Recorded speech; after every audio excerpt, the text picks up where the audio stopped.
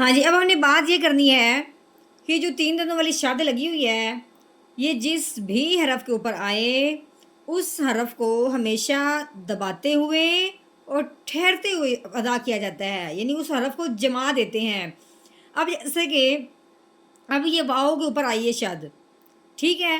اب شد کا ایک اور بھی ہوتا ہے، ایک اور ہے کہ جب شد جس حرف کے اوپر آتی ہے تو وہ جو اس سے پچھلا حرف ہوتا ہے وہ اس شد والے حرف کے ساتھ مل جاتا ہے۔ اب پچھلا حرف کون سا بنتا ہے؟ الف۔ دیکھنے میں تو یہ الف ہے لیکن اس کے اوپر کیا لگی ہوئی؟ زبر۔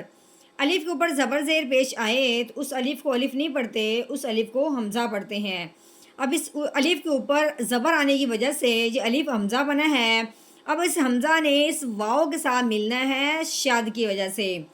اب ہم نے پہلے حمزہ کو واؤ کے ساتھ ملانا ہے، اس کے بعد ملانے کے ساتھ ساتھ اس کو پھر ہم نے دبانا ہے، جمانا ہے۔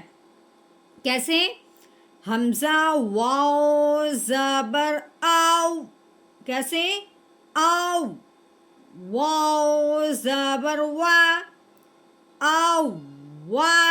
شد والا جو حرف ہوتا ہے وہ ہمیشہ دباؤ، جماؤ اور ہمیشہ ٹھہراؤ کے ساتھ پڑھا جاتا ہے۔